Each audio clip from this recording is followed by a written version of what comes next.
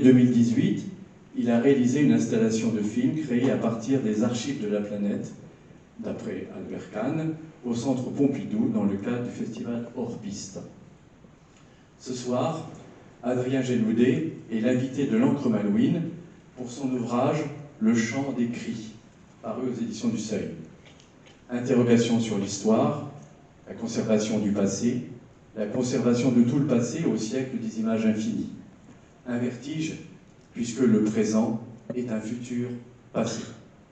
Alors, sans plus attendre, je vous demande d'accueillir Adrien Génoudet.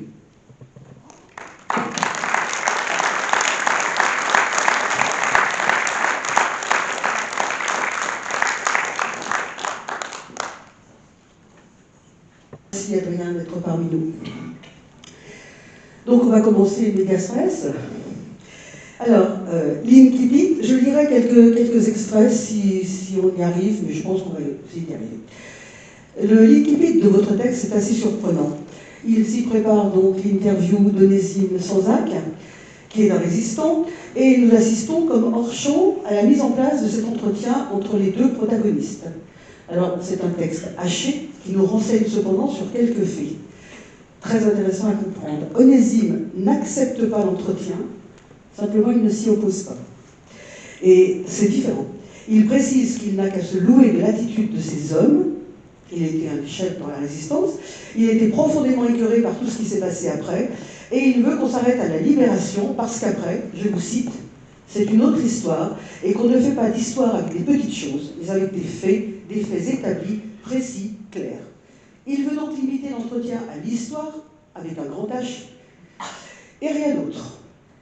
On comprend donc tout de suite, dès l'Inkipit, qu'on entre dans un récit où couvra le non-dit, et que cet entretien avec l'historien ne va pas déboucher sur grand-chose, mais ma première question, Adrien, sera de vous demander, est-ce qu'on peut raconter objectivement l'histoire de la Renaissance?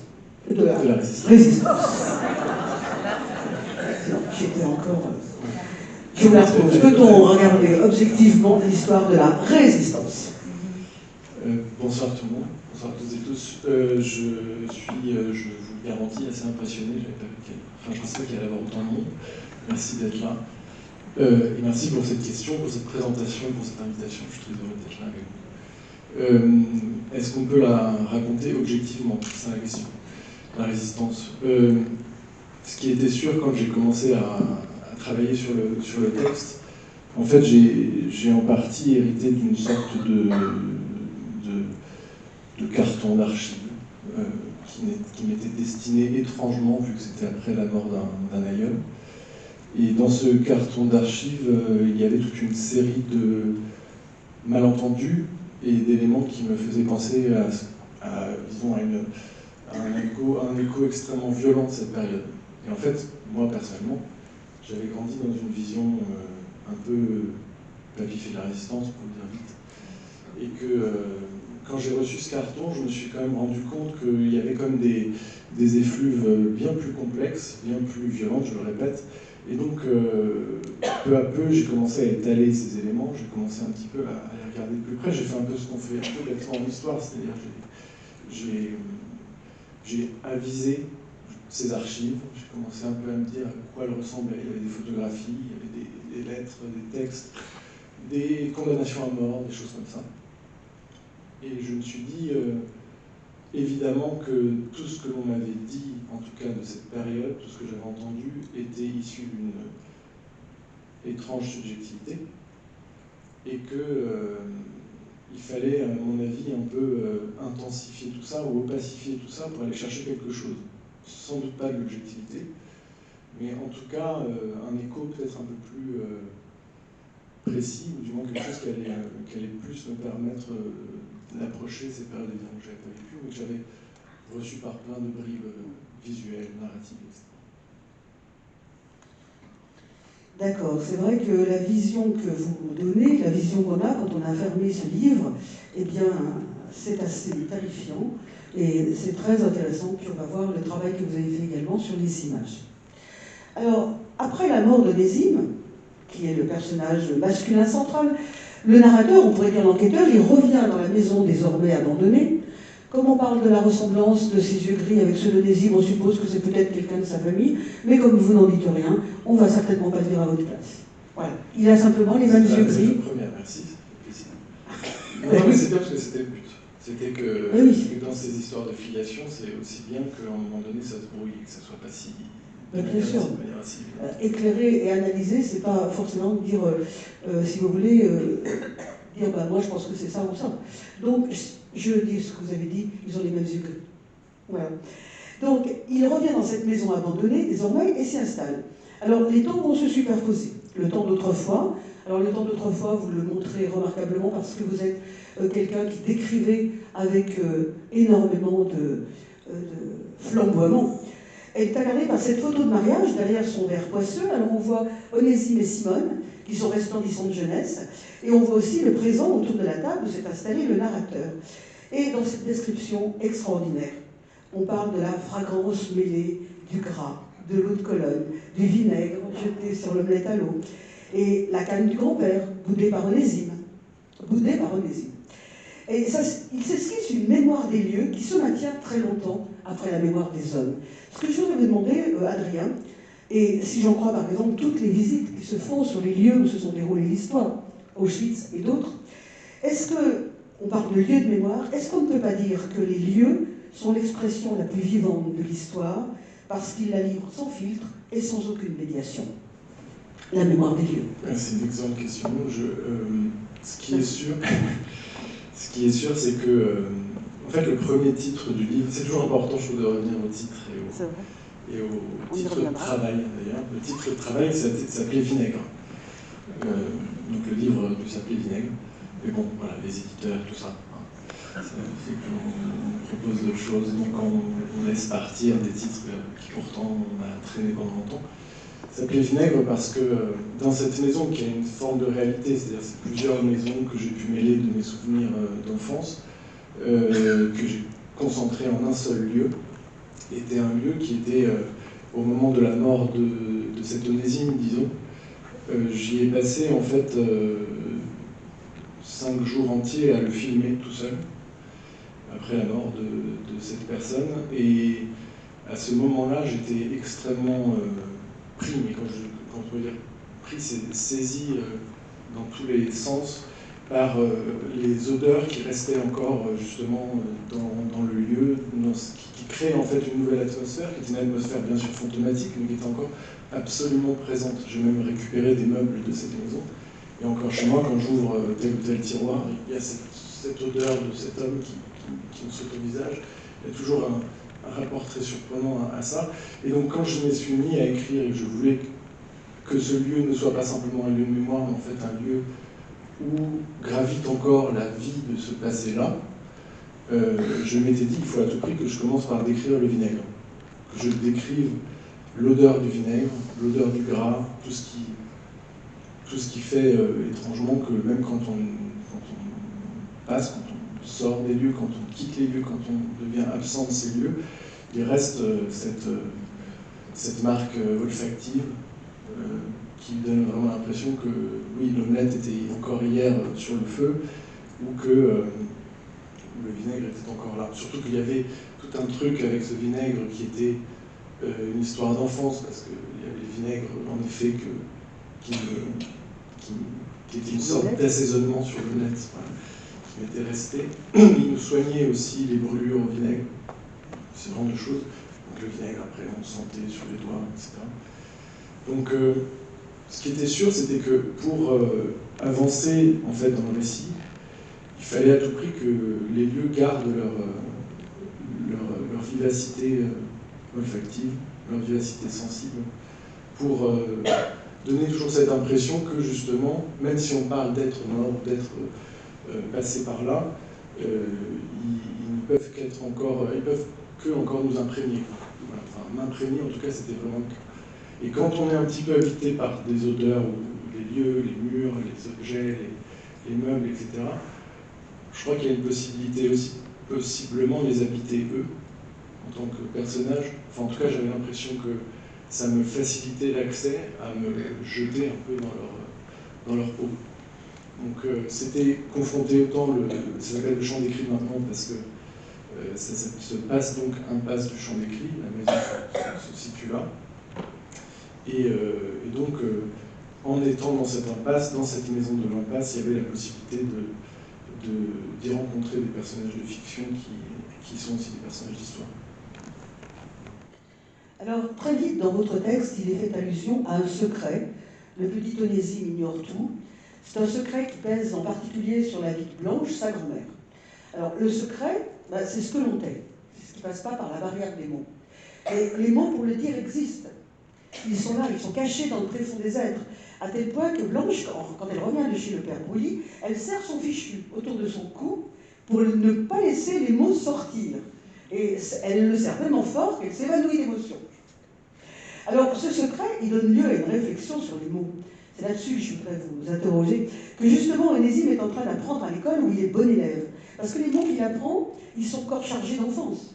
Ils renvoient à des sensations joyeuses. Ils n'ont pas libéré leur poison. Mais, et j'avais une lecture, hein, je vais voir si ce sera intéressant de commencer la lecture tout de suite. Ces mots, oui, là c'est intéressant de la commencer. Les mots ne touchaient pas Onésime parce qu'il faisait la queue sur des cahiers d'école. C'est très joli ce que vous écrivez. Quelquefois c'est très terrifiant, mais là c'est très joli. Il remplissait les pages, noircissait le rose, s'immisçait en vent contraire, il délimitait les codes de tout ce qui, appris, devra être éprouvé, enduré et mis à distance. Les mots écrits, appris, avaient encore la saveur de la confiture, d'une tranche de pain et du tabac qui vole, des miettes sous les ongles. Ils restaient planqués avec leur sens et leur contre-ordre. Ils ne disaient rien ou pas grand-chose. Et c'est pour cela qu'on peut les recopier sans arrêt, faire les boucles des lettres, soigner les majuscules, écrire la date et tracer des traits à la règle frappée sur les phalanges, tracer des traits entre les exercices, supporter l'encre rouge, la notation, l'échec. À l'âge d'Onésime, de cette enfance, les mots restaient et tombaient sur la table avec les miettes et la confiture. Ils ne collaient pas, ils ne volaient pas au-dessus avec le tabac de Naudet. Ils restaient coincés dans la tête d'un enfant qui n'avait pas encore ouvert le placard. Un enfant qui ne savait rien, ou ne se doutait de rien, qui ressentait un manque, c'est tout. Mais pour le reste, il y avait le ventre rond et le bout mollusque, la canne, la confiture crémeuse, le feu plaqué dans le dos, le laurier et la peau craquante, salée de la bête qui cuit, les lignes du cahier d'école. Ils sont très innocents, ces mots, très très beaux. Mais justement, il y a des mots, comme disait Franck Brice, qui parlent sans dire. On se demande si apprendre le langage, créer le lien entre le mot et la chose, c'est pas la fin de l'innocence. Et si le commencement, est-ce que c'est pas le commencement d'une cohabitation bien difficile avec l'histoire? D'apprendre, de relier le mot et les choses. Alors, quand je suis descendu du train, on m'avait dit il y a 16 questions, elles sont ardues. Vous voulez pour la passe? Non, c'est bien. Alors vous savez, 16, mais quelquefois, l'auteur répond à 3 en même temps. Oui. Donc, non, mais parce que c'est aussi des très belles questions. Et elles le sont d'autant plus qu'elles font en effet absolument écho au projet du livre. En tout cas, il y avait deux idées là-dedans. La première, c'était que, encore une fois, dans ce carton, qui est pour le coup a une réalité tangible, physique, qui sont de réelles archives, je suis vraiment tombé sur les carnets d'école. Carnets d'école que j'ai lus, en fait, comme je pouvais vraiment lire une archive absolue. C'est-à-dire que ce soit une lettre, comme je disais, de condamnation à mort, ou de toute façon un livre de cahier d'école, tous ces mots qu'on répète, tous ces adages qu'on apprend. Il y avait là un environnement en fait, de langage et un environnement de sens que un enfant des années 30 commençait évidemment à saisir et qui était en effet une façon d'aborder le monde. Et dans ce mélange-là, il y avait tout ce travail, moi que j'aime beaucoup avec les images, et que évidemment qu'on dit toujours un peu simplement qu'une image vaut 1000 mots, mais qu'en fait si la façon dont on dit les images, le langage, j'aime bien dire le langage de tribu des images, c'est-à-dire la façon dont on va les dire, sans des mots, on ne voit rien. Enfin, les images sont des images, on les fait parler un peu en ventriloque, en fait. On est tout le temps en train de leur faire dire quelque chose parce qu'à un moment, justement, encore ce jeu d'enfance, on a tous eu ce carnet où il y a un éléphant un dessin d'éléphant, et à côté le mot éléphant. Et c'est bien parce qu'il y a eu cet entre-deux, ce rapport, que se crée cette cohabitation, en effet, entre le mot et la chose, le mot et l'image. Et donc, peu à peu, c'est un apprentissage qui se met en place. l'histoire après coup, elle est évidemment vécue au fil de la vie, type celle d'Onésime, mais elle est toujours, à mon avis, empreinte de cet héritage des différents langages de l'enfance, et cette façon après qu'on a trié entre voilà, tout ce que l'on sait, tout ce que l'on a entendu, tout ce que l'on a écouté, tout ce que l'on a appris entre le visuel, l'image, les mots, etc.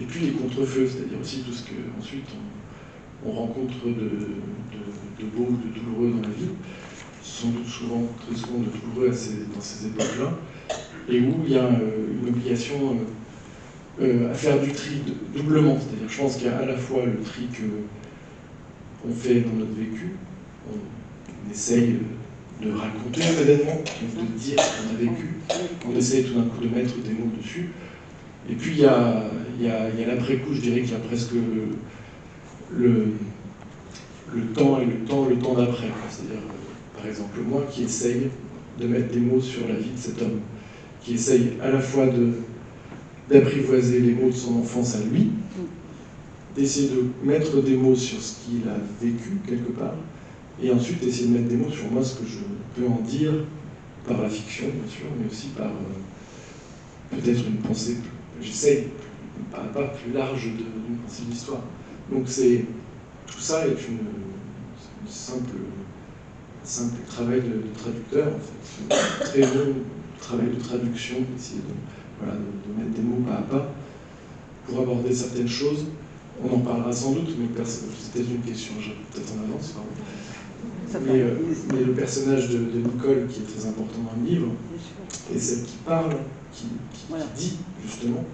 Et donc, elle, en tant que personnage qui parle à la première personne, enfin, qui parle en discours direct dans le livre, il y avait vraiment cette envie, justement, de lui céder la parole, absolument, pour, justement, prendre les mots dans le vif. Ce qu'elle dirait de ce qu'elle a vécu, ce qui semble pour moi, en tout cas, de l'ordre, comme on dit, de l'indicible. Donc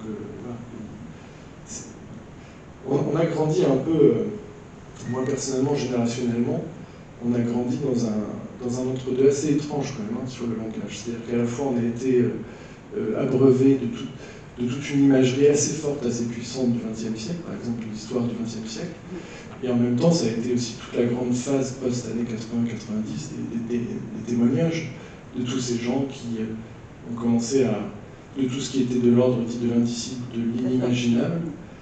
Il y a eu cette grande période de laisser la place entièrement aux mots et aux témoignages, bien sûr, le choix de Lanzmann et plein d'autres choses, et on s'est un peu retrouvé dans cet entre-deux de l'héritage de ces témoignages bruts mais d'après-coup, et cet héritage aussi d'archives, mais aussi d'archives visuelles, où il fallait aussi essayer d'en dire quelque chose, parce que c'est assez important générationnellement d'essayer d'en dire quelque chose aussi.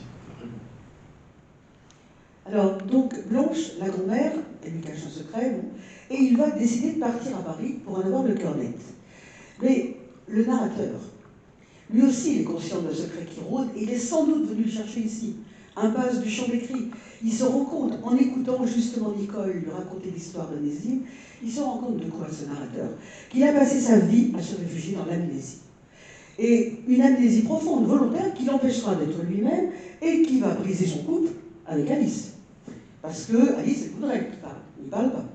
Parce qu'on ne peut pas vivre pleinement si on se cache l'essentiel de ce qu'on est. Et là, vous écrivez de très belles pages là-dessus, je vais dire quelques mots. Ce soir-là, je marchais et je débitais des remords.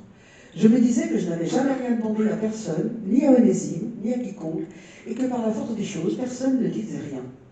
Alice, quelquefois, donc c'est l'épouse du narrateur, me disait que ce n'était pas normal. Elle disait même que tout cela sonnait louche, que les silences en disent long et que ma quête d'amnésie était une lâcheté moderne, que nous marchions droit en avant vers l'avenir, sans nous soucier de ce qui nous précède, de tout ce que nous portons sur les eaux, et que de fait, tout cela finit par nous avachir, jeter sa valse, nous peser sans cri d'égard.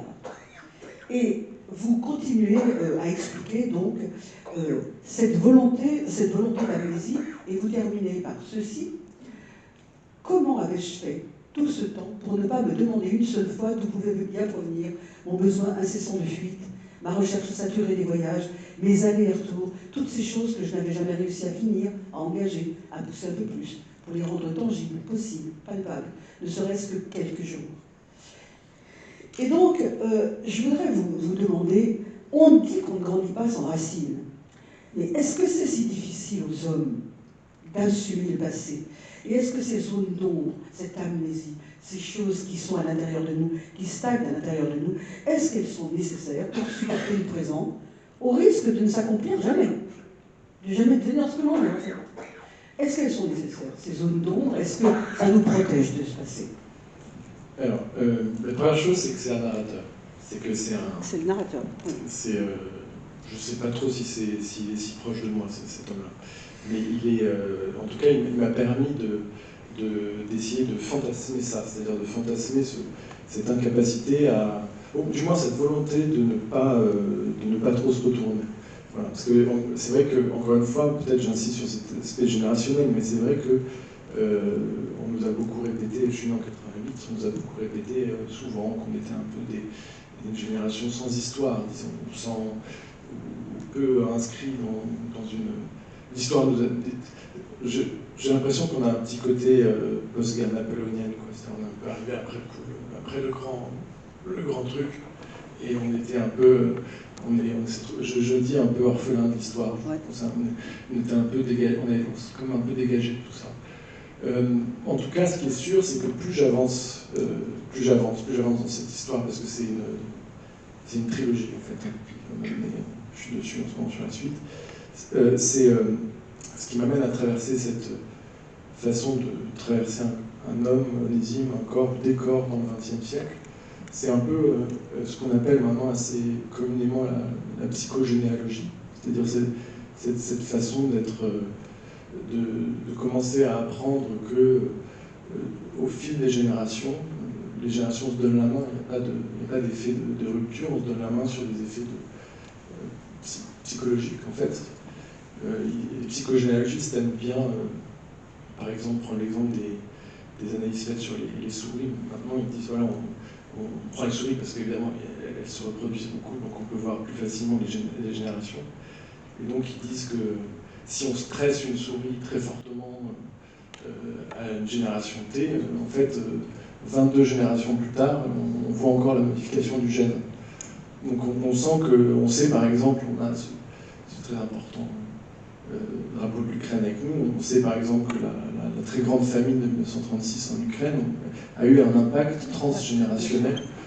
Mais ça, on en trouve partout. La question notamment aussi, bien sûr, des générations post-Shoah, des petits-enfants qui finissent par faire de graves dépressions, des suicides et autres, qui avaient été donc des petits-enfants de ce type de drame dans leur famille. Donc, ce rapport psychogénéalogique, en fait, j'essaie un peu de le pister, parce qu'en fait, bien sûr, si on s'y confronte, alors on peut s'y confronter par l'archive, on peut s'y confronter par la mémoire, par le travail d'historien, mais là, d'un point de vue de la fiction, ce qui est très, disons, puissant, enfin fort, je trouve, c'est que, justement, en éprouvant les mots et les personnages, en allant les chercher très longtemps dans le temps, moi, personnellement, je crois que je suis en train de comprendre de plus en plus véritablement, on dit d'où je viens, mais c'est pas que ça, c'est justement quelles sont toutes ces impasses intérieures, ces étrangetés, en fait, qui nous accompagnent un peu dans la vie. Des fois, on se dit comment ça se fait qu'on sent que je vais pas bien, c'est quand même bizarre. Alors, je dis que c'est bien sûr que c'est trop facile de dire c'est parce que cette aïeul a fait ceci. Mais il y a quelque chose un peu il y a quelque chose un peu, justement, encore une fois, du Roland un peu qui est là. Et je pense que c'est quand même très très important de savoir où est-ce qu'on a trébuché dans le temps, enfin dans l'histoire, pour un petit peu comprendre pourquoi on claudique, justement. Et je pense que tout est parti, je le répétais, enfin je le disais au début, de ce carton, où en même temps, quand j'ai reçu le carton, il y a une tante qui m'a dit mais c'est pas du tout l'homme que tu pensais qu'il était. Puis elle est partie. Ça laisse toujours pas un froid, mais on se dit d'accord. Et comme je disais, moi, c'est vrai qu'on avait été extrêmement imprégné Enfin, j'ai été extrêmement imprégné par cet homme, très fortement. Et à partir du moment où j'ai compris ça, dans le carton d'archives, ça va de la résistance à l'Indochine, à l'Algérie. En gros, vous avez la trilogie. Mais aussi après aux 30 Glorieuses, où tout d'un coup, il se passe des trucs encore plus pas clairs. Et cet homme-là qui traverse le XXe siècle, dont on est les héritiers, on se rend compte à quel point il y a vraiment un effet. Mais je pense que tous, tout le monde dans les familles, si on se retourne un petit peu, on est quand même assez touché par. Il ne vaut mieux pas trop faire semblant de croire ou de voir combien le XXe siècle est un drôle de siècle. Quand même. Semblant de croire, oui. Et qu'on a quand même un peu, disons, habillé tout ça de beaucoup de joie de vivre, notamment, encore une fois, d'un point de vue générationnel, mais on est né quand même dans un monde, j'ai l'impression, extrêmement recouvert d'un voile très doux, très Disneyland. Et c'est pour ça, par exemple, que dans la présentation, on parlait des craintes que j'avais écrites sur le 13 novembre. C'est que, par exemple, moi, j'ai l'impression que générationnellement, nous, ça a été une rupture très forte de se dire ah oui, d'accord, ok. En fait, on vit l'histoire aussi. En fait, il y a des retournements qui se font ici au niveau du ventre, et justement, et c'est là où c'est intéressant, qui viennent de loin, de très loin. Parce que c'est pas simplement les effets de l'État islamique, c'est l'État islamique qui vient de, etc. Et donc il revient encore de ce 20e siècle colonial, etc. Donc plus on tire, plus j'essaie de rattraper votre question, plus on soigne le présent, peut-être. Oui, c'est difficile de toute façon de supporter le présent. Quand je vous regarde là, je ne sais pas, il y a une image qui se surimpose dans ma tête, c'est j'en sais rien du tout, et en plus je ne vous connais pas, donc je ne sais pas.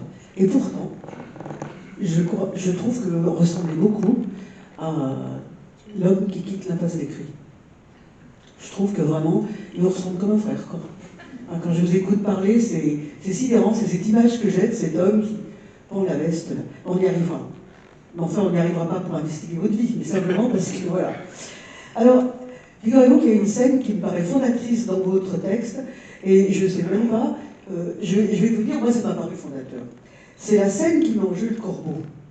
Parce que je suis persuadée qu'un écrivain comme vous n'a pas mis ce corbeau par hasard, et c'est pas non plus par hasard que Onésime, quelquefois, vous l'avez comparé à un corbeau, et le père Brully, vous l'avez appelé le Brully noir corbeau des grands jours. Donc je me suis dit, bon là, il n'y a plus une coïncidence, c'est plus un hasard. Donc ce corbeau, il disputait des miettes et des mésanges sur le rebord de la fenêtre, et le narrateur voulait le chasser. Malheureusement, son stratagème pour refermer la fenêtre en le chassant d'un coup de canne, ça ne marche pas, et le corbeau va s'installer à demeure dans le bureau d'Onésime. Et un soir, où le narrateur revient d'une promenade avec Nicole, assez perturbé par ces silences qui ne parviennent jamais jusqu'au bout, il va dans le bureau d'Onésime où se tient le corbeau, et l'oiseau semble très nerveux. Le narrateur a peur. Ce corbeau, il lui semble incarner tous les démons qu'il doit affronter. Et c'est pas pour rien qu'il s'est installé là. Quand on sait tout ça, quand on voit le retour de ce corbeau, est-ce que cet oiseau n'est pas le signe qu'il va bien falloir un jour se confronter à la violence pour l'exorciser? Faute de quoi, on ne viendra pas à bout de sa névrose. Alors ce corbeau, est-ce que c'est moi qui lui donne de l'importance ou est-ce que c'est vous? Alors, disons que je vous laisse l'analyse, parce que de toute façon, il a justement sa place un petit peu très de littérature, là, pour le coup, voilà, bien sûr. Après, par contre, ce qui est j'étais justement à un moment, ce qu'on ne dit pas assez quand on écrit, je trouve, c'est on a toujours l'impression qu'on écrit comme ça, d'une traite, et puis en fait, évidemment qu'on écrit tous les jours, donc, enfin, en tout cas, on se remet au travail tous les jours. Enfin, moi, quand j'écris, j'essaie de faire ça. Et quand je me suis remis au travail un matin, j'étais dans un petit village d'Italie, et perdu vraiment dans la végétation, et j'étais j'étais mais absolument bloqué. Je ne savais pas du tout quoi faire de ce narrateur, en fait. Je ne savais pas trop comment avancer. Et il y a un corbeau qui est venu à la fenêtre, s'est assis s'est mis sur le bord de la fenêtre, m'a fait extrêmement peur, parce que je ne suis peut-être pas très courageux sur ce genre de bestiole. Et à ce moment-là, donc j'ai essayé un petit peu en effet de le chasser. Ça a été une catastrophe. Il est rentré et il s'est mis sur il s'est commencé à voler un petit peu, puis il s'est mis sur le lit. Et pas très, finalement, il n'avait pas l'air si méchant que ça. Mais en tout cas, j'ai eu tout d'un coup je me suis dit un truc très bête, c'est tout simplement que j'avais jamais pris le temps de regarder un corbeau, de vraiment le regarder, de me dire comment il bouge, comment il fonctionne, etc. Donc j'ai vraiment fait un peu ce que fait le narrateur à ce moment-là, ce qui m'a permis de... Enfin, c'est ce genre d'irruption véritable au moment de l'écriture qui a fait qui est venu redonner de l'élan. Et oui, parce que ça sous la torpeur, cette éruption, quand même. Oui, voilà. Oui, c'était... moi, de toute façon, il me fallait un élément supplémentaire. Il y en a eu plusieurs de ce type-là. Quand on écrit, il faut être un petit peu... là, par exemple, hier, j'écris en ce moment, là, hier, je commence à travailler, mais pareil, je suis un petit peu bloqué. Et sans aucune raison, mon cactus meurt. Enfin, il est tombé complètement. En fait, il était pourri de la base, je ne sais pas. Je ne le voyais pas, j'avais dû trop l'arroser. Il est tombé comme ça, au moment même de reprendre l'écriture. Et bon, alors, la fenêtre n'était pas ouverte, il n'y avait pas de vent, il n'y avait pas de mouvement. Enfin, il avait vraiment décidé de mourir là, quoi. Et ce genre de... ça a relancé, par exemple. Ça a relancé. Là, je n'ai pas intégré un cactus, mais je veux dire, parce que c'est un peu trop simple à force. En tout cas, voilà, il y avait quelque chose d'épineux, voilà, qui, à mon avis, s'est joué à ce moment-là. Et j'aime bien un peu me dire que ces petits hasards-là peuvent entrer dans le texte. Oui. Pourquoi pas, et relancer quelque chose. Alors après, s'ils prennent une place et qu'ils disent quelque chose, comme vous l'avez dit, c'est qu'en fait, c'est le texte ensuite qui vient entraîner ce motif, en fait. C'est-à-dire que c'est pas... il est là, quoi, finalement. Il est là, il se pose là, il rentre dans la pièce, et il faut bien chercher à... Enfin, moi, j'aime bien me dire, j'aime bien essayer de comprendre qu'est-ce qu'il essaye de me dire à ce moment-là, ce corbeau. Et là, à un moment donné, il va s'en aller, parce que franchement, le narrateur, il ne veut pas l'écouter. Mais quand même, quand vous écrivez ça, vous parlez d'un accord. Moi, j'ai trouvé ça extraordinaire. Quand j'ai tourné l'interrupteur, le corbeau s'est mis à battre des ailes. Bon, on ne va pas faire la sorte de ce corbeau, mais quand même. Il avait l'air nerveux, capricieux, mal réveillé. Je me suis approchée de lui, la main tendue, franche, en essayant de ne pas lui montrer mon appréhension, ma crainte qui coulait lentement le long de mes os, de mon cou. Son regard noir donnait une légère vibration, un battement d'attente.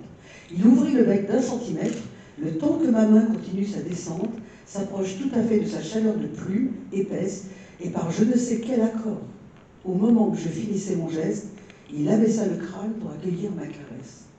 J'ai trouvé ça formidable. Je me suis dit que quand on accepte d'affronter le regard noir, ben là on a de l'abandon. La réponse du corbeau, elle se laisse caresser. Quand on accepte d'affronter ce qu'on redoute, on rencontre peut-être ce qu'on n'espérait plus. Oui. D'ailleurs, c'est la fin de mon souvenir, c'est la fin de la première partie. Oui.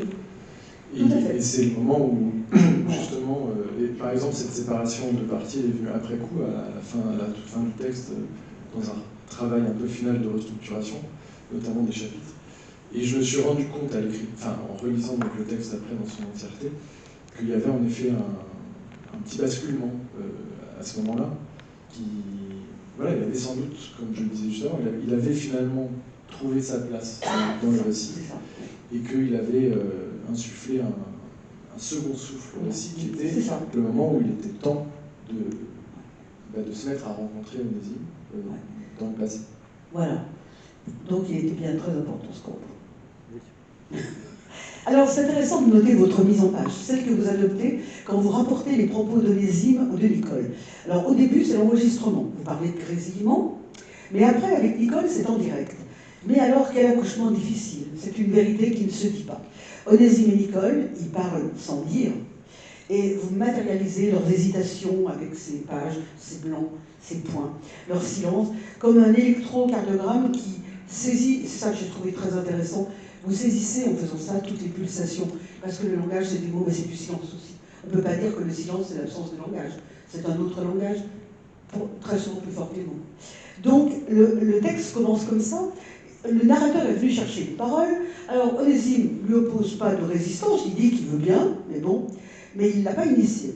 Nicole, elle dit des choses intéressantes, qu'elle est la dernière à pouvoir mettre des mots sur l'histoire, qu'après elle, il faudra se contenter des livres et des rumeurs. Eh bien, vous initiez là toute une réflexion très intéressante sur le passé. Est-ce que le passé ne prend toute sa substance qu'à travers la parole de ceux qui l'ont vécu? Est-ce que c'est nécessaire? Est-ce que le passé, il est dans la parole de ceux qui l'ont vécu? Est-ce que c'est important de le retrouver là?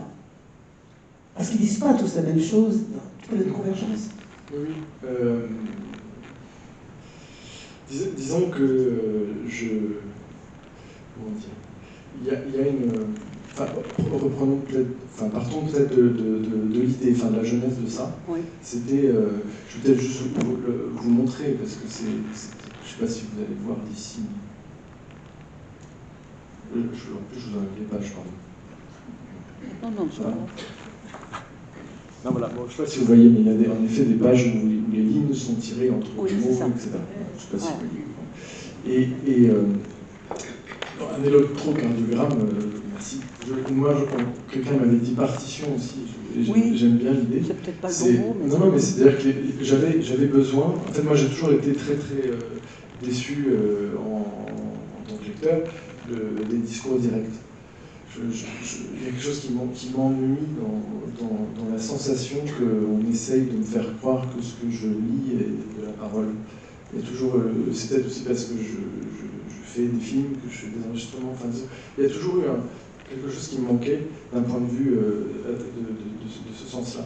Et puis je suis très touché par une actrice qui s'appelle Hélène Bessette, je ne sais pas si vous avez peut-être déjà vu, on la redécouvre enfin, heureusement, mais qui constituait beaucoup, qui construisait beaucoup formellement son texte en essayant d'être dans le rythme des mots tels qu'ils viennent, etc.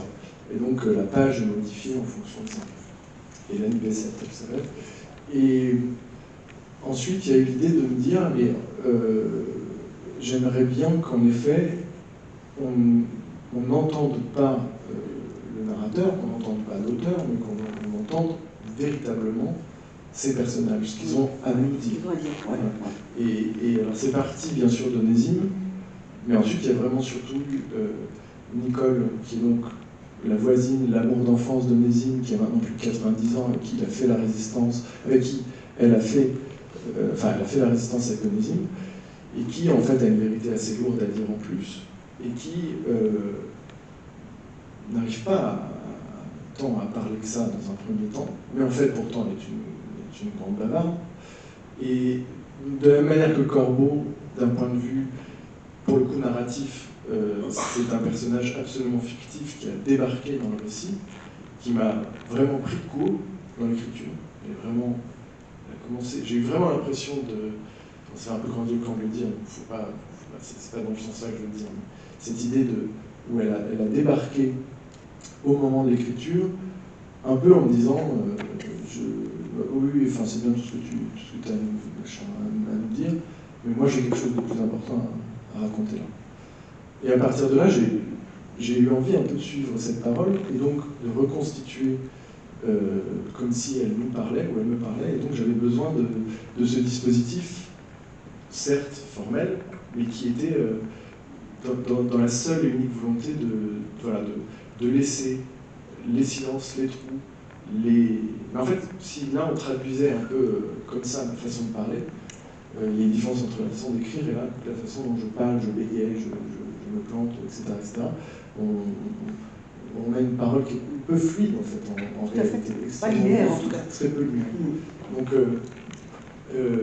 essayer de se concentrer sur cette construction très hachée de notre parole me paraissait un peu intéressant pour aller, justement, pour revenir un peu à la question, d'essayer de me dire qu'en tout cas, si on entendait vraiment les voix du passé, elles seraient beaucoup moins directes, beaucoup moins évidentes que si, elles ressembleraient à ce qu'on fait là. C'est-à-dire elles sont un petit peu épuisées, compliquées, chaoteuses, etc. Et ça allait, je pense, le mieux à Nicole et aux autres personnages. Oui, tout à fait. Alors, ce texte, il est particulièrement noir parce que tous les personnages sont en souffrance. Blanche, avec son secret, Nodem, qui est démoli par la guerre, le grand-père d'Onésime, donc, Onésime et Nicole, qui sont rongés par des démons qui les assaillent, la mère Gâteau, même au personnage secondaire, dont le fils s'est suicidé, le narrateur, qui est détruit par l'absence d'Alice. Et donc, avant que le récit des événements historiques ne commence, vous créez un paysage intérieur de non-dits, de souffrance, de secrets, de noirceur, et ce sera évidemment en correspondance avec l'histoire du lieu, et c'est là qu'on voit que l'impasse du chant des cris, que le chant des cris, ça porte vraiment très bien son nom. Il est en parfaite osmose avec les destins qu'il a connus, son prisonnier de leurs secrets, donc dans l'impasse, avec ces cris qui ne sortent pas, mais qui sont sortis à un autre moment, et qui sont muselés par le silence. Et puis, j'ai trouvé très intéressant le jeu de mots sur chant et chant. Le chant, le campus, et puis le chant. Parce que tout ça, ça nous fait un chant, ça nous fait une polyphonie. Et donc, voilà, qu'est-ce qui nous chante, ces cris? Et puis c'est aussi le chant. Et donc, qui pourrait être la rumeur étouffée qui traîne au fond des êtres. C'est très intéressant, ce titre, par rapport à cette histoire. Vous créez des correspondances à la Charles Baudelaire. Bon, en tout cas, c'est encore l'éditeur qui a trouvé le titre. On va faire comme si... Non, bien sûr. Non, mais après, alors il y a deux choses. Il y a une chose que j'ai trouvée, c'est ça qui est très bien dans les rencontres, c'est que il y a le champ d'écrit, enfin l'impasse du champ d'écrit existe vraiment, la Crésancy en Sancerre. Et la dernière fois, j'étais à Nevers, justement, où d'ailleurs la fin du livre se passe à Nevers. Oui, à Nevers. Et il y a un vigneron qui est venu me voir et qui m'a dit, mais en fait, il y a des champs d'écrit un peu partout, parce que c'est en fait, c'était les lieux où on brisait les pierres après les vendanges, et c'est une expression en fait un peu utilisée, qui se dit le champ des cris, le cri c'est le cri des pierres que l'on brise. Mais en tout cas, quand s'est installé de plus en plus l'idée que tout se passait à l'impasse du champ d'écrit, ça s'est venu très tôt, parce que j'avais envie de ce lieu comme un lieu justement d'expression littéraire, qui sonnait bien aussi. Il y a eu aussi en effet un effet de recueillement, enfin de rassemblement de toutes ces vies un peu brisées, quoi, quelque part, où il y avait beaucoup de non-dits, beaucoup de choses qui devaient se dire, et qui devaient, je trouve, en tout cas je voulais ça, et c'est l'incarnation du personnage de Nicole, se dire de plus en plus haut, de plus en plus fort, que ça se dise de plus en plus nerveusement aussi, que ça se crie quelque part. Et donc l'idée d'ailleurs, la trilogie, ça peut-être s'appeler la trilogie des cris, parce que les trois tomes sont basés sur cette idée finalement. Mais en tout cas, toute cette idée des non-dits aussi, elle vient de cette première phrase que je disais aussi de cette tante qui m'a laissé un héritage beaucoup plus lourd, presque que ce carton. C'est pas ce que tu croyais. Voilà, cette idée un petit peu de devoir poursuivre, enfin de devoir pister dans le temps, en fait une contre-vérité, ou en tout cas quelque chose qu'on nous avait légué, qu'on avait compris, dont on avait hérité, et puis cette idée en fait il va falloir un petit peu aller creuser pour mieux comprendre tout ce qui n'a pas été assez crié, que ce soit dans la famille, parce qu'il y a une histoire familiale, mais que ce soit aussi, bien entendu, plus généralement dans l'histoire. Ah oui, parce qu'il y a l'histoire, il y a l'histoire intime, et l'une n'a pas la même dimension sans l'autre, et toutes les deux, elles s'enchevêtrent, et c'est ça le sens aussi de ce texte, quoi. Alors, le schéma narratif, il rend l'épaisseur de l'histoire en même temps que celle de toutes les vies qui s'y engluent. Et j'emploie le terme englué exprès, parce que très souvent, il y a l'huile, il y a les choses visqueuses, il y a ce vocabulaire qui revient. Au début, j'ai listé les mots, et après, je me suis dit, non, je ne vais pas lister parce que je vais devoir m'acheter d'autres cahiers, quoi. Donc voilà. Alors, on aborde les choses de multiples points de vue. Il y a celui d'Onésime, vieillard, enregistré par l'historien, la voix d'Onésime, jeune aussi, en conversation avec Nicole, celle de Nicole vieille, qui raconte l'histoire d'Onésime, au narrateur, et puis il y a la narration pure des faits passés, par la voix d'un narrateur omniscient, et puis les faits présents vécus par le narrateur. Ça fait un schéma extrêmement dense, ce narrateur qui est venu habiter la base du champ d'écrit. Alors, on voit bien qu'il n'y a pas de linéarité. La vie, elle est faite de souvenirs du passé, ils viennent heurter, mais je dis bien heurter, le temps présent pour l'éclairer. Mais quand on cherche une vérité, d'ailleurs qu'on la cherche ou qu'on la fuit, est-ce qu'elle n'est pas justement au croisement de toutes ces interférences? Est-ce qu'elle ne surgit pas d'une polyphonie et de voix, d'événements qui finiront par converger vers elle? Est-ce que ce n'est pas le résultat de cette polyphonie, la vérité, qu'il cherche et qu'on va peut-être trouver?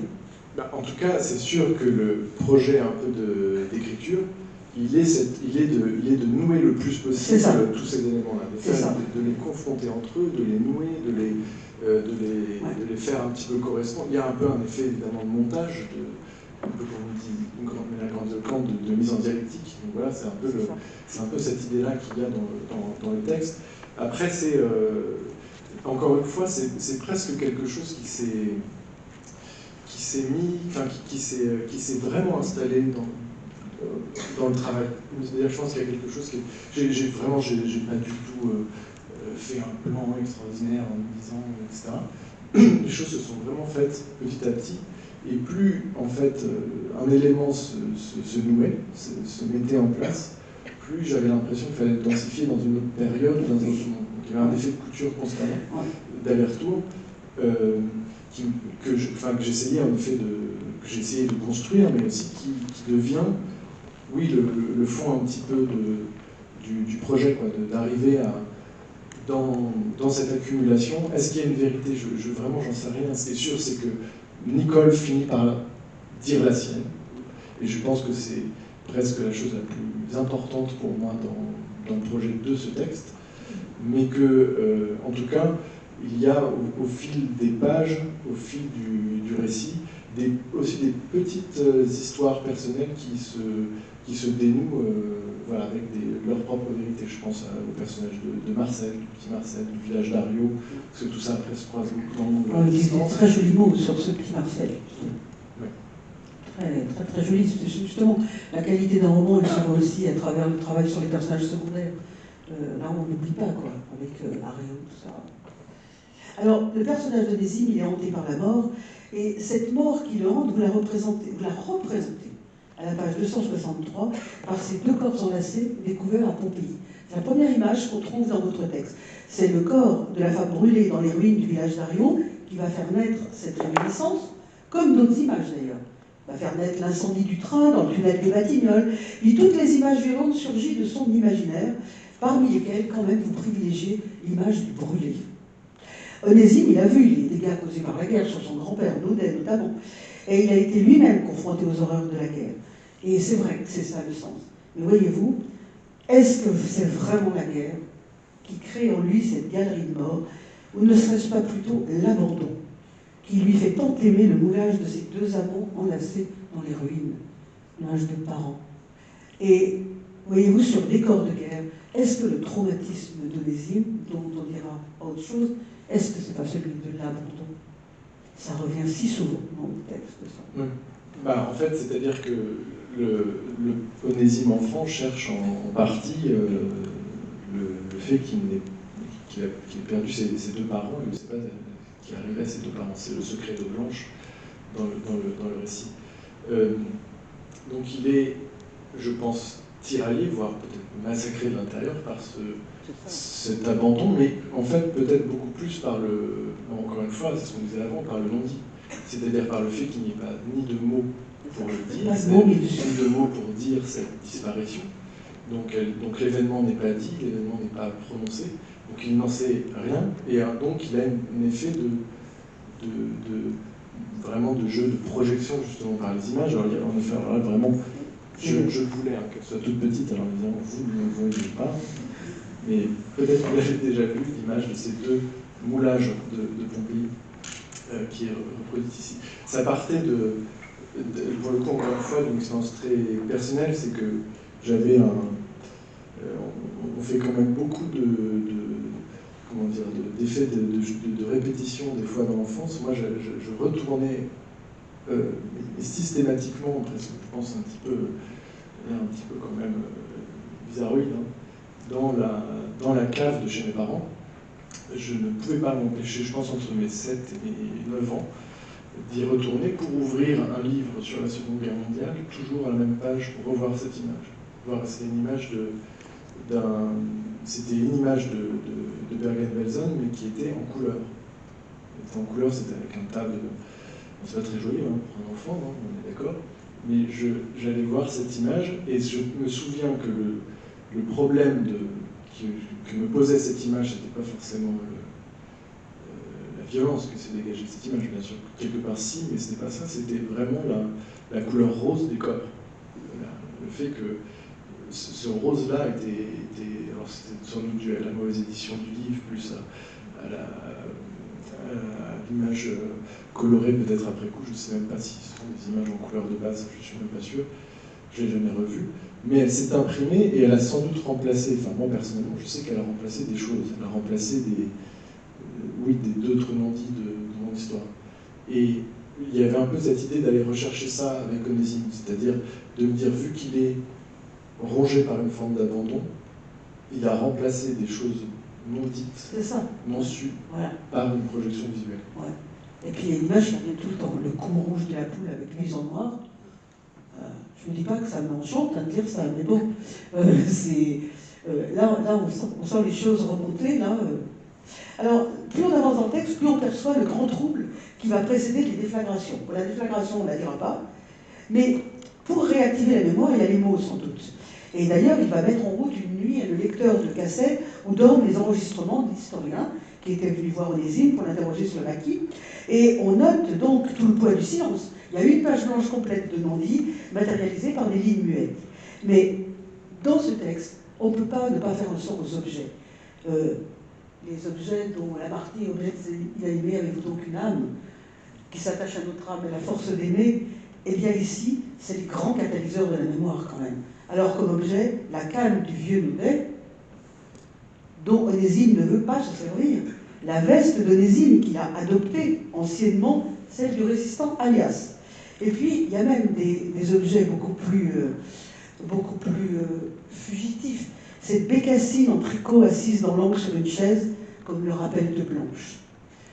Quelle est cette part des objets? On a vu les lieux, mais les objets ont aussi une part, ils sont maléfiques. Quelquefois, on se croit avec la clé de Barbe, ils sont maléfiques, et en même temps, eux aussi révèlent une vérité, me semble-t-il. Maléfique, je ne sais pas. En tout cas, ce qui est sûr, c'est qu'encore une fois, ils impriment quelque chose qui déborde, en tout cas qui est débordant, en tout cas pour encore une fois peut-être l'enfant que j'ai été. Par exemple, là, ce que je suis en train d'écrire, donc, c'est d'essayer d'aller vers l'Indochine. Et dans cette même maison, il y avait vraiment, alors en plus c'est quand même vraiment assez terrible, ils appelaient ça la pièce jaune, mais pas pour la couleur des murs, si vous m'avez compris, ils appelaient ça la pièce jaune parce qu'en fait il y avait des dizaines et des dizaines d'objets qui venaient d'Indochine. Et il y avait une sorte de mise en scène assez spectaculaire de tous les objets que Onésime avait ramenés de l'Indochine. Alors Onésime, le vrai, quoi. Et je me suis rendu compte combien cette pièce, elle était, alors pendant longtemps un appel au voyage, j'ai énormément été voyager en Asie, mais surtout, en fait, un garde-fou de sa propre folie qu'il a vécu là-bas. Oui. Et je pense l'avoir ressenti. Je pense que quelque chose a traversé ces objets, etc. Je les ai même encore chez moi, j'ai récupéré des miroirs, des trucs comme ça. Et pour cette histoire, il avait fait vraiment un drôle de cas de son grenier, dans cette maison d'impasse du Champ-de-Cly, encore une fois, plutôt dans la part du réel, où on soulevait la trappe, et on rentrait, il avait fait vraiment une sorte de musée complètement improbable qui lui appartenait de toute sa période de résistance. Alors il y avait vraiment des mitrailleuses Sten, des vestes en cuir, des anciens parachutes emballés, enfin, il y avait vraiment plein des cartouches partout, et ça sentait le militaire, quoi. Je ne sais pas comment dire, il y avait un peu cette odeur un un peu, voilà, qui mettent le cuir, la poudre ou même la suie, ou je ne sais pas, enfin voilà, quelque chose un petit peu comme ça. La sueur, le sous-bois, un peu. Moi je me suis dit, c'est un peu l'odeur, pour moi c'est l'odeur kaki. Voilà, pour moi c'est un peu ça. S'il y a une odeur militaire, enfin c'est cette vieille odeur-là un peu tassée. Et en fait, tous ces éléments-là, alors que lui était un petit vieux monsieur en bas, rappelaient complètement, c'était très sincèrement une salle derrière un théâtre, quoi. C'était des costumes, on voyait toute la dimension déjà de cette façon dont on a parfois ponctuellement dans une vie de devenir son propre personnage, quoi. Il a été ce personnage-là à un moment, et tous ces objets-là suintaient encore tout ça, quoi. Oui, j'ai trouvé le rôle des objets très, très, très fort. Alors, ce texte, ça pourrait tout aussi bien être un film en noir et blanc, et vous n'êtes pas cinéaste pour rien. Alors, il y a une certaine logique, il renvoie à l'occupation, mais ce n'est pas la seule raison. Les scènes se passent souvent à l'aube ou à la nuit, et pour décrire les paysages, vous le disiez tout à l'heure, il y a un vocabulaire qui revient comme leitmotiv. Huileux, vase, visqueux, glu, boue. Et après, j'ai arrêté. Qui décrivent donc une sorte d'englument, comme si les couleurs du présent ne parvenaient pas à s'arracher à cette gangue. Et même les yeux sont troublés. Vous parlez souvent de ces globes boursouflés dans le visage. Quand le regard, normalement, le regard, c'est ce qui est clair. Tout est brouillé. Paysage, personnage, voix. Est-ce que cet englument n'est pas la métaphore de ces non-dits, de ces secrets, de ce sens qui nous échappe? Et si on veut se réconcilier avec soi-même, est-ce qu'il ne faudra pas débarrasser le sens de toutes ces couches qui l'obstruent et que vous montrez très bien à travers ce vocabulaire? Enfin, en tout cas, ça rejoint un peu ce qu'on a un peu dit avant. Oui. C'est sûr que tout... j'espère avoir essayé le plus possible que tous ces nœuds-là, que ce soit donc les différentes histoires, mais aussi la façon un petit peu de les dire par un certain vocabulaire,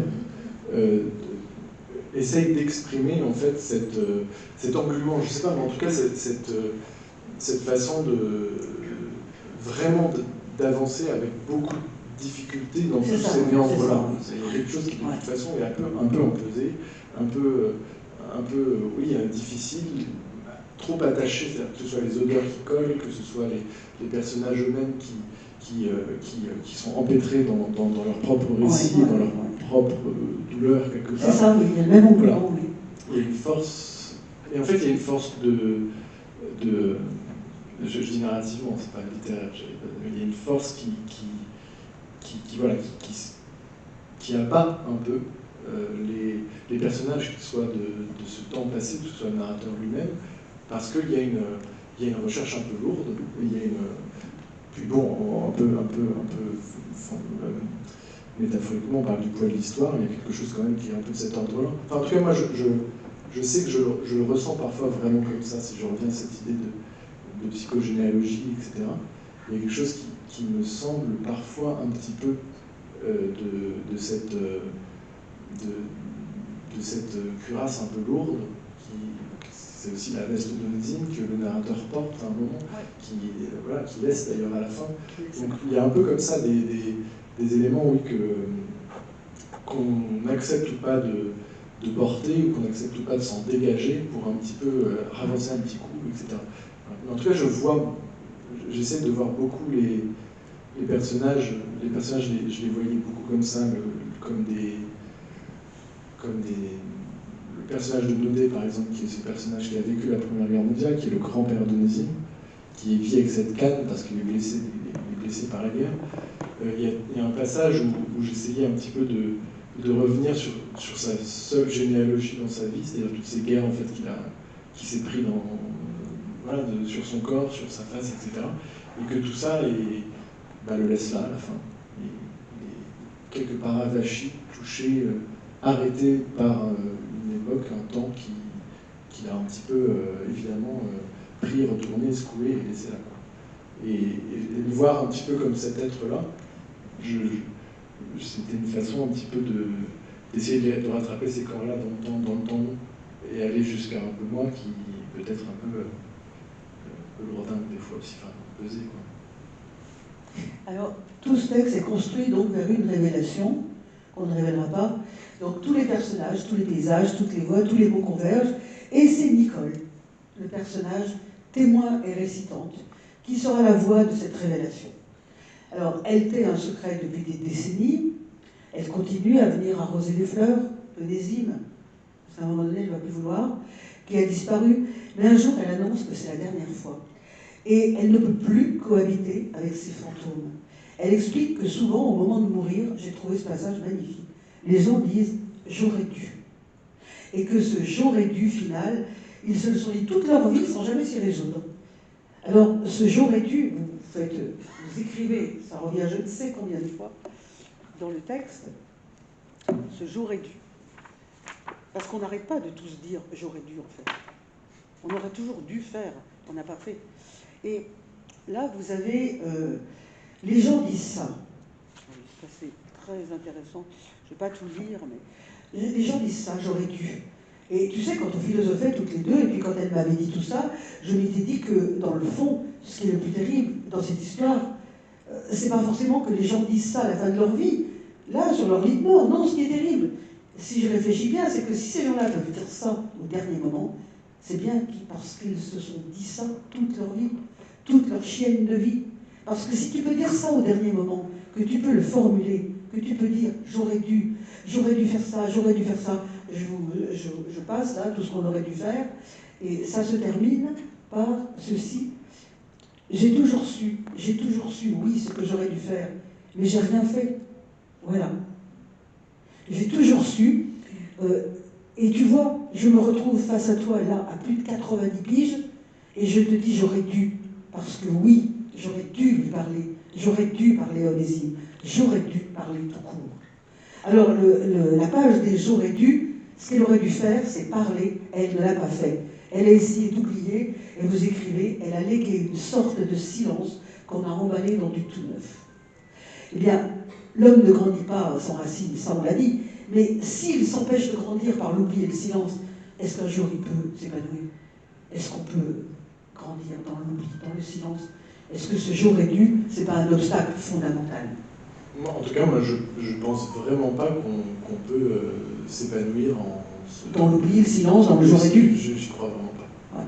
J'y crois pas vraiment parce que par exemple, le personnage de Nicole est cette personne qui, au bout même de son existence, finit par en parler, oui. Par parler de quelque chose, oui. Et qu'elle a sans doute justement resté trop longtemps et silencieuse et trébuchante du fait de cette incapacité, soit en tout cas à dire, soit en tout cas à donner une autre dimension à ce qu'elle avait pu vivre. Je crois même que ce soit du point de vue individuel ou du point de vue collectif, c'est pour ça d'ailleurs que c'est extrêmement important d'être dans une pensée de l'histoire active, c'est-à-dire pas simplement de penser que la façon dont on travaille l'histoire, c'est une forme de lettre morte, parce que voilà, on se doit d'être dans une puissance active de cette pensée de l'histoire, individuellement ou collectivement, pour justement est-ce qu'on peut s'apaiser de quelque chose? Je ne sais pas forcément la question. On m'a demandé quelquefois si on pouvait réparer, s'apaiser, etc. Je ne suis pas trop dans cette idée-là. Non, c'est quelque chose qui est plus complexe que ça, je pense. En tout cas, c'est ce qu'on peut réussir à faire. En tout cas, donc, le personnage de Nicole, en allant parler et criant sa vérité au narrateur, permet tout autant au narrateur de sortir de l'impasse et permet tout autant, je l'espère, parce que je le crois pour elle, en tout cas, sortir autant du livre que de sa forme de solitude intérieure. Il y a quelque chose en tout cas, qui la laisse plus vivante à la fin. Voilà. Et ça, je pense que ça, j'y crois profondément, collectivement, individuellement, encore une fois. Et oui, tout ce passage de j'aurais dû, il était... je travaillais dans un petit restaurant dans le nord de la France à l'époque, enfin le restaurant de mon père en fait à l'époque, et il y avait une dame qui venait tout le temps et qui était vraiment, elle raconte, je reprends ça, mais qui était infirmière un service pardon, le nom m'échappe, des derniers soins. Palliatifs, merci. Et donc, elle était infirmière en soins palliatifs, et elle m'avait dit une fois, elle était assez bavarde et passionnante, et elle m'avait dit, voilà, je remarque qu'à la fin de ma carrière, c'est la phrase que j'ai le plus entendue. J'aurais dû. Les gens disent j'aurais dû faire ceci ou faire cela. Ce qu'elle dit, j'aurais dû lui parler, j'aurais dû la pardonner, j'aurais dû revoir mon frère. Et en effet, quand elle me disait ça, je m'étais dit, mais c'est spectaculaire de se dire qu'il y a ça, parce que, personnellement, venant d'un milieu assez modeste, il y avait toujours cette sensation que les gens avaient l'impression que tout avait été une litanie de choses qui s'étaient faites comme ci et comme ça, et que c'était comme ça. Et je crois que ça m'a toujours donné un sentiment d'insurrection assez fort, parce que je me suis toujours dit, mais bien sûr qu'il y a plein de contingences, mais il y a aussi, dans le j'aurais dû, il y a une puissance de vie qui est là tout le long, qui sait ce qu'il faut faire. Qui sait ce qu'il faut faire, c'est ça. Qui sait ce qu'il faut faire, et qui n'est pas fait. Et qui n'est pas fait, pour plein de raisons aussi. Mais il y en a plein qu'on peut faire, en tout cas. Et là, je crois qu'il y a des chemins forme de sauvetage. Les mots sont durs à chaque fois là-dessus, parce que c'est pas là. Je sais pas ce qu'on arrive à... C'est pas s'apaiser non plus, mais en tout cas, on y voit plus clair sur quelque chose. C'est vrai. Alors, on arrive à la dernière partie de votre texte. Vous ne les avez pas mis en partie, mais là, on peut dire que bon, c'est le dernier mouvement, celui dont on ne va pas beaucoup parler, mais dans ce début de dénouement, apparaissent 5 photos de la Libération. Alors, ce sont des cartes postales en noir et blanc qu'on a vu fleurir à ce moment-là. C'est des vraies photos. C'est des vraies photos. Ah, ça, c'est sûr. Non, oui. Pas des cartes. Oui, des photos. Oui, des photos. Alors, elles montrent que la face visible de ce moment historique, dont la face cachée est bien différente. Et là encore, on fait silence. L'image, ça masque une autre vérité. Sous cette fête joyeuse et avinée du pays libéré, eh bien, il y a autre chose. Alors, ça va donner lieu à un récit terrible, avec une écriture, la vôtre, flamboyante, mais ça va nous interroger. Ça va nous interroger, je ne dis rien de ce qui cache, hein. Je fais bien remarquer, la bonne volonté, etc. Bon, voilà. Donc, si on s'en tient, néanmoins, à la face visible de l'histoire, ce que j'ai envie d'appeler la mise en scène de l'histoire, la représentation, comme vous le dites, si on ne va pas sonder les humains qui font cette histoire, eh bien, il me semble, pourra-t-on un jour en tirer des leçons pour ne plus reproduire les mêmes faits? Est-ce que l'histoire, elle peut devenir exemplaire quand on n'en explore pas la face cachée? C'est une question qui m'a beaucoup touchée dans votre texte. Si on ne va pas au fond, si on ne va pas voir les mobiles humains, eh bien, on va les reproduire, c'est ce qui se passe en ce moment. On reproduit parce qu'on a montré de l'histoire qu'une représentation, qu'une mise en scène, et donc on revient aux mêmes choses. Vous ne pensez pas? Mais absolument. Enfin, en tout cas, très généralement, c'est cette représentation de l'histoire qui est redite et justement qui donc colporte aussi des discours sur l'histoire. C'est comme si c'est comme ça, disons. C'est ça. C'est ce qu'on appelle le roman national. Et c'est très bien que le roman national et cette histoire que vous décrivez, donc que l'on n'atteint pas les choses du passé avec ce type de représentation, qu'elle soit narrative ou qu'elle soit visuelle. En tout cas, s'il y a un terrain intéressant peut-être d'investigation, qu'elle soit par la littérature ou par évidemment l'écriture historienne, c'est justement beaucoup sur ces espaces temporels de frottement. C'est-à-dire qu'en fait, quand on nous, gamins, nous apprend la chronologie, on a toujours l'impression que, coum, ça passe on bascule tout d'un coup, ça y est, c'est l'Ancien Régime. Voilà. Or, on sait très bien, par exemple, que c'est un temps extraordinairement long à échelle humaine, et que tous ces frottements, qu'ils se fassent au niveau local ou au niveau parisien, par exemple, pour cette période-là, sont extrêmement complexes. Et justement, après, il faut dénouer, se rapprocher du vécu réel. Le moment même de la dite libération, en France, c'est un moment sur lequel on passe justement assez rapidement. On a toujours l'impression que, voilà, avril-mai 45, les gens défilent, et on bascule, et c'est la fin de la guerre, quoi. Ouais. Alors que, bien entendu, on sait tous que non, on sait tous qu'à ce moment-là, il y a un moment de frottement extrêmement tendu. On est quand même face en fait à une forme d'effondrement d'un régime politique. On est face à une avancée d'une armée qui n'en est pas une. On est face à des très jeunes gens qui ont 16 ans, 17 ans, 18 ans, voilà, c'est les âges d'Onésime, qui tout d'un coup débarquent dans les villes, qui libèrent les villes, les villages, etc.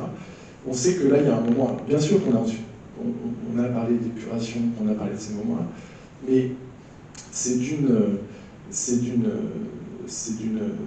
légèreté, enfin c'est pas d'une légèreté, c'est extrêmement tremblé ce moment historique. Et quand on s'y concentre, quand on s'y intéresse, oui, il s'y joue beaucoup d'autres choses, parce qu'on comprend aussi, on peut essayer de comprendre ce qui se passe moi c'était ce qui m'intéressait, ce qui se passe dans la tête de ces jeunes gens à cet âge-là.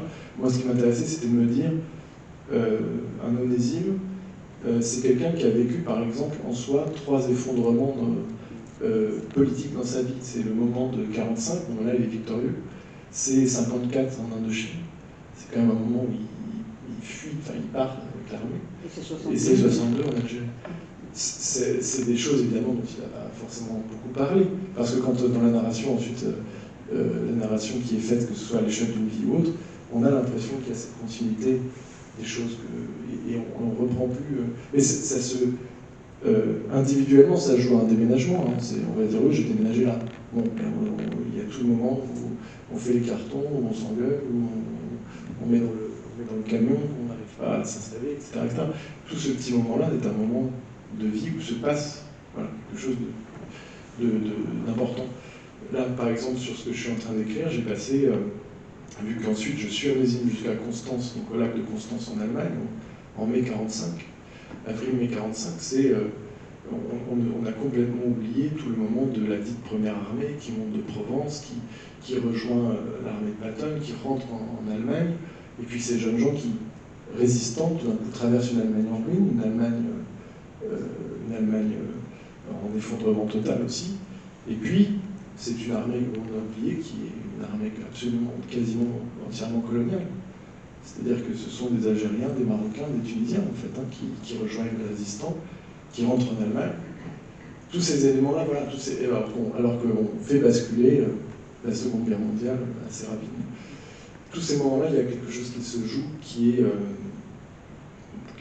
je trouve extrêmement intéressant narrativement. Littérairement, il y a un champ fondamental, et on a beaucoup de choses à apprendre de tous ces petits espaces, ces petits entre-espaces qui séparent les dites grandes périodes. Alors, je vous pose encore 2 questions. Les 2 grandes figures de ce texte sont Onésime, l'homme dont on raconte l'histoire, et Nicole, celle qui raconte justement l'histoire avec un petit H et l'histoire avec un grand. Alors ces 2 personnages sont construits en miroir. Il y en a un qui est un héros de la résistance, l'autre c'est une anonyme de la résistance. Et il est mort quand elle raconte son histoire à ce narrateur.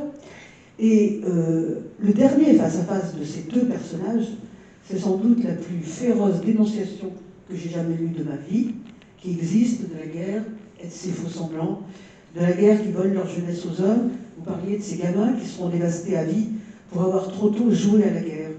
Mais ce face-à-face en trompe-l'œil, est-ce qu'il ne crée pas une profonde désillusion sur ce qu'on appelle l'héroïsme? Il y a un sacré teaser, là, quand même, vous avez remarqué. Merci. Non, mais complètement. C'est-à-dire que justement, je pense même que la base même de l'intuition, de l'envie du texte avec Encore une fois ce carton, c'était de laisser partir l'héroïsme dont j'avais cru hériter. C'est-à-dire cette façon dont on a pu me parler, oui, depuis le début, j'ai tout fait pour ne pas dire ce grand-père, mais je le dis maintenant, ce grand-père. Bon, vous avez tous compris. C'est vous qui avez dit. Oui, non, mais c'est pas grave du tout. Et qui était donc ce héros, quelque part, qui a imposé, en fait, familialement, un patriarcat héroïque, quelque part. Et en fait, cet élément-là, c'est fondamental, parce que quand ensuite... parce que oui, il faut parler un peu de cette question du rapport homme-femme dans ce livre, parce que Nicole, j'ai voulu et je souhaite que la trilogie soit en fait une trilogie sur ces cris de femmes dans l'histoire, parce que justement l'histoire familiale de mon côté, c'est l'immense problème, quoi, disons, c'est l'immense problème. Et moi, d'un autre côté, quand on est gamin garçon dans une toute petite province, etc., et qu'on a le patriarche héroïque, il y a, on reparle du poids, mais c'est pas simplement du poids, c'est qu'il y a quelque chose à endosser de caractériel, de positionnement face à l'histoire, de positionnement oui, il y a quelque chose à mettre en œuvre qui est justement des soupassements historiques, héroïques, de choses à prendre à bras-le-corps, quelque part, que je pense que j'ai refusé, que je refuse catégoriquement d'un point de vue, même en tant qu'homme, je refuse, je ne vois pas pourquoi. Enfin, je ne comprends pas ce que c'est, en fait, cette figure de l'héroïsme, pas cette idée de l'héroïsme, c'est pas pareil.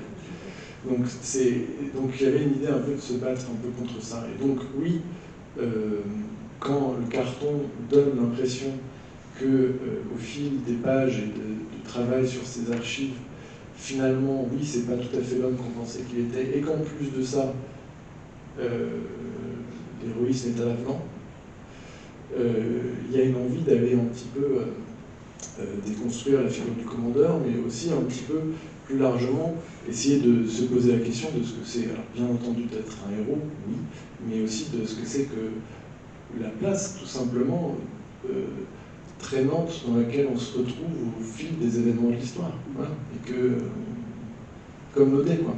Comme je le disais, on est un peu pris comme des pantins parfois et jeté là où on est, là où on ne veut pas forcément, mais c'est là où ça m'intéresse. Plus là, généralement, c'est par exemple, beaucoup de résistants ne sont pas allés en Indochine, beaucoup de résistants ont décidé de ne pas s'engager dans l'armée pour en Indochine, lui a absolument décidé d'y aller. Donc là, on s'engage, et puis on sait très bien que ça a été l'immense problème de se retrouver quand même 4 ans plus tard dans la position inversée, mais évidemment, enfin, de se retrouver contre des maquisards. Donc il y avait, voilà, il y a quelque chose comme ça qui est une réflexion un peu longue sur ça. Par contre, oui, Nicole est une héroïne absolue, dans ce sens où elle est tout autant, elle a fait ce qu'elle pensait juste à un moment dans l'histoire, face à un événement, et qu'en même temps, elle n'a pas eu droit à la figure. Donc, elle est l'héroïne absolue. Et ça, pour moi, c'est donc elle a autant sa place, et c'est pour ça qu'elle devient, je pense, elle se doit d'être héroïne de roman. C'est là où ça devient un peu masculin dans la littérature. Et une héroïne des mots, à la fin. Voilà. Alors, je vous pose une dernière question, Adrien. Ce texte est un roman autour de l'histoire de la Seconde Guerre mondiale, de l'occupation, de la libération de la France. Et pourtant, quand on lit les dernières pages, c'est l'histoire aussi d'un jeune homme précipité dans la guerre par les circonstances, qui entrera dans la résistance, qui fera une grande carrière militaire, Onésime, donc galonné, craint, respecté, c'est des mots que vous employez. Mais au moment de la libération, on se demande si tout ce parcours ne masque pas l'engagement d'un homme qui demande à l'histoire, en l'occurrence la guerre, de lui donner les racines qu'il n'a pas. Je reviens à cette idée d'abandon. Et j'en prends pour témoin cette veste jetée sur les épaules de Nicole, on ne dit pas du tout dans quelles circonstances, cette veste jetée sur les épaules de Nicole par Onésime, cette veste qu'il portait. Et cette même veste, raccrochée au bois moulu du portail blanc par le narrateur, avec, qui plus est, une lettre d'Alice, une lettre pour Alice, dans la poche intérieure, j'y vois un adieu très très désespéré qu'on peut faire à l'enfance perdue. Et je trouve qu'il est il me semble que c'est douloureux pour le narrateur de quitter l'impasse où il s'était réfugié et de revenir à soi, à son présent. Parce que tout d'un coup, l'enfance n'est plus là, quoi. Et c'était pareil pour Onésime. Parce que l'abandon, eh bien, il a grandi trop vite, peut-être il a grandi trop mal. Il y a autant de ça, je pense, oui, complètement, que de ce que je disais un tout petit peu là avant, c'est qu'il y a aussi une façon de se dévêtir de cette figure-là aussi. Je pense que oui. C'est-à-dire qu'il quitte une forme d'enfance, il quitte un amour perdu, en tout cas qui n'a pas très bien fonctionné, Et il s'en va pour, sans doute pour un petit peu expérimenter maintenant plus précisément ce que c'est d'être tout à fait au présent, oui, mais aussi être enfin peut-être pleinement adulte. Et je pense que, pour revenir encore à un effet de génération, nous, ça a été quand même une lutte, quoi. On a été trop longtemps de grands enfants, je pense, quand même. Et que, pour plein de raisons. Pour plein de raisons qui sont, encore une fois, je pense, liées à justement cet héritage-là de tout ce XXe siècle un petit peu confus et fort et violent, etc., où on nous a un petit peu mis dans des positions d'amnésie, et des amnésies assez encouragées par des facilités d'enfance, quoi. Oui, et je pense que c'est... Il y a aussi prendre sa place dans le présent, donc dans l'histoire, c'est quand même arrêter un peu de laisser traîner ces résidus d'enfance. Ça ne veut pas dire abandonner ce qu'il y a de bien, mais par contre, en tout cas, c'est endosser. Le voir à sa juste valeur, et puis laisser derrière soi ce qui finalement est oripeau. Et pas trop veste, quoi. Parce que la veste, quand elle va être attachée à ce portail, elle va finir par devenir un oripeau. Je me suis demandé pourquoi vous ne la présentiez pas 20 ans plus tard. Enfin, c'est vous l'écrivain. En faites comme vous voulez après tout. Merci beaucoup, Adrien, pour votre magnifique texte et cette opéra.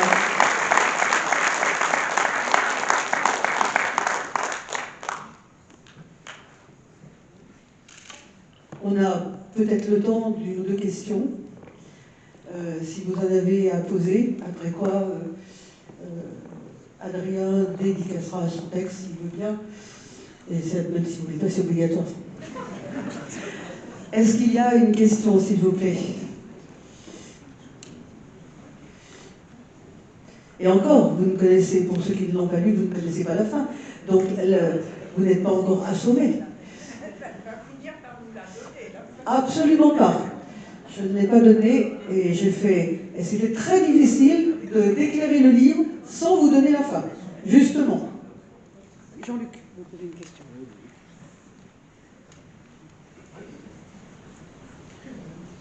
Oui, donc c'est un travail de romancier que vous avez fait.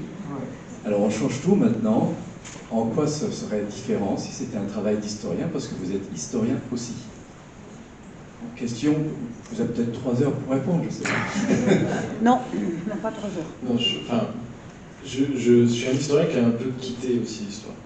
Donc, disons, c'est-à-dire que je pense que j'ai fait un peu les choses à l'envers, enfin quoique, mais c'est-à-dire je pense que j'ai beaucoup voulu un peu m'en mettre dans la tête avant d'un peu écrire comme ça, mais j'avais plutôt un peu ça dans l'idée.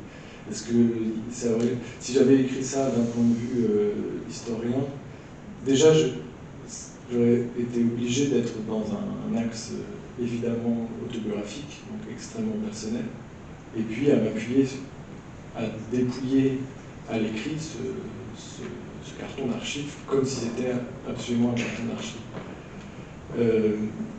Par contre, il n'y aurait pas eu Nicole, donc pas Onésime, donc pas le narrateur. Ce que je veux dire par là, c'est qu'il n'y aurait sans doute pas eu ce qui, alors beaucoup d'historiens le font très bien, mais il aurait manqué de toute façon cette capacité de s'approcher sensiblement de certaines choses qui disent quelque chose d'autre, bien entendu, mais alors moi qui aurait été un sacrifice terrible, vraiment terrible. D'où le fait que je dis que j'ai hérité de méthodes d'histoire, mais que quand j'ai soutenu ma thèse, c'était ma soutenance, vous savez, c'est un discours machin, et j'ai vraiment dit, voilà, je m'arrête là, quoi. Ma soutenance, il n'était pas question de dire, maintenant je fais carrière en tant qu'universitaire, je voulais justement maintenant que ça devienne cette langue, enfin, attention, d'essayer d'écrire en tout cas. J'ai fait 3 psychanalyses, donc c'est quelque chose qui... Bon, c'est pas toujours très réussi, disons, je pense, mais en tout cas, ça a permis enfin pour moi, ça a permis de mettre en avant, enfin de comprendre certaines choses, bien sûr, du passé.